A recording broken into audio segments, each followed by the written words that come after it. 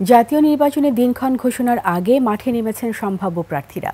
বাগেরহাট জেলার 4 আসনে বিএনপির অন্তত 25 জন প্রার্থী দলীয় মনোনয়ন প্রত্যাশী প্রচারণা চালাচ্ছেন। অন্যদিকে প্রতিটি আসনে জামায়াত ইসলামী তাদের একক প্রার্থী চূড়ান্ত করেছে। আবার ইসলামী আন্দোলন, এনসিপি ও বাম ঘরানার দলেও চলছে নির্বাচনের প্রস্তুতি। বাগেরহাট প্রতিনিধি HM মাইনুল ইসলামের তথ্য ছবিতে ডেস্ক রিপোর্ট।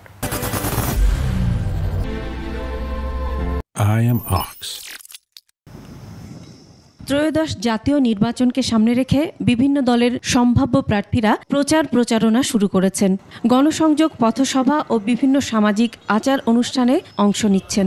বাগেরহাট 4 আসনে ভোটের মাঠে সক্রিয় বিএনপি জামায়াতের নেতারা। 4 আসনে বিএনপির মনোনয়ন পেতে চান একাধিক প্রার্থী।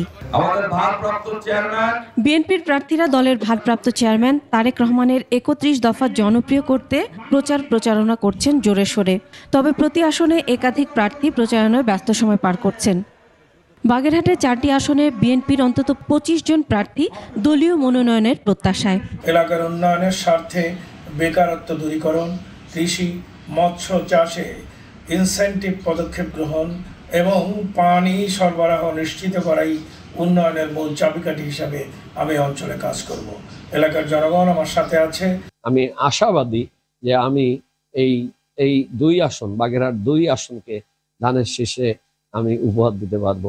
বিএনপি যদি আমাকে নমিনেশন দেয় তাহলে আমার যে অভিজ্ঞতা বা আমার যে সাধারণ মানুষের সাথে সম্পৃক্ততা, তাতে আমি ইনশাল্লাহ এই আসন উপহার দিতে পারবো। ভোট হবে তখনই দেখতে পারবেন। তবে আমার জানা মতে ইনশাল্লাহ বাগেরহাটের 4টি আসনেই আমাদের ধানের শীষ জয়যুক্ত হবে। এদিকে থেমে নেই জামায়াতের প্রার্থীরাও। মাঠঘাট চষে বেড়াচ্ছেন দলের প্রার্থীরা। আমাদের প্রার্থী, আমাদের নির্বাচনী কর্মীরা শুরু করেছে। আমরা আশা করছি আমরা 4টি আসনেই ভালো ফলাফল করব ইনশাআল্লাহ। রামপাল মোংলাতে জামাতের যে অবস্থান, শক্তিশালী সংগঠন রয়েছে এবং শক্তিশালী কর্মী বাহিনী রয়েছে। যদি নিরপেক্ষ নির্বাচন বাংলাদেশে হয় তাহলে আমরা ভালো করব ইনশাআল্লাহ। এদিকে ইসলামী আন্দোলন বাংলাদেশ, এনসিপি সহ অন্যান্য দলগুলোর তেমন কোনো কার্যক্রম এখনো শুরু হয়নি।